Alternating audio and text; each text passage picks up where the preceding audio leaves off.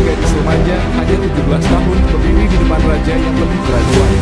Pakaiannya lusuh, wajahnya polos tanpa pretensi, tetapi matanya memancarkan api yang tak bisa diabaikan. Dengan suara tegas, ia berkata, "Aku diutus oleh Tuhan untuk menyelamatkan Prancis." Para penasihat raja tertawa kecil menghadapinya delusi. Joan of Arc, gadis desa dari Normandy, tidak betah.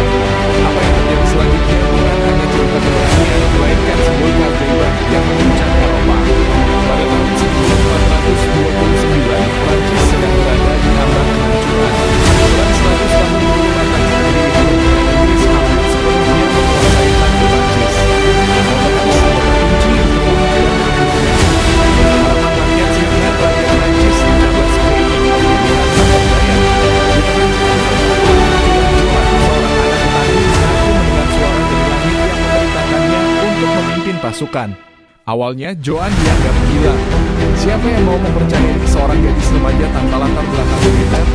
Namun dengan karisma dan keyakinannya yang tak tergoyahkan, ia akhirnya diberikan pasukan kecil untuk membuktikan dirinya. Apa yang terjadi di medan perang Orleans adalah keajaiban. Dengan strategi tambah muda dan semangat yang membara, Joan memimpin serangan yang berhasil mengusir Inggris. Dalam waktu singkat, ia menjadi simbol perlawanan Prancis, membangkitkan semangat tentara dan rakyatnya. Namun kemenangan Joan tidak hanya membangkitkan kekaguman, tetapi juga menimbulkan kecemburuan dan ketakutan.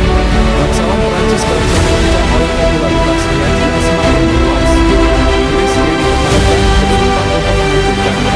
Pada tahun 1430, Joan diangkat oleh sekutu Inggris dan dibunuh. Dalam pengkhianatan yang kejam, ia dijual pada musuhnya. Proses pengadilan Joan adalah sandiwara politik. Ia dituduh sebagai penyihir, bidah, dan pemberontak.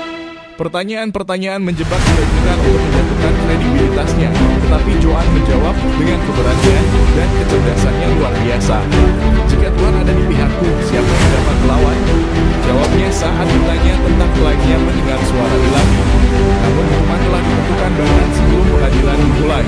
Pada pagi yang dingin bulan Mei 1431, Joan dibakar hidup di alun-alun kota Rouen. Api menjilat tubuhnya, tetapi dia tetap memandang ke langit di berdoa hingga nafas terakhir. Penonton yang datang menyaksikan kehancurannya justru terkejut oleh keberaniannya. Di saat kematiannya, Joan telah menjadi martir.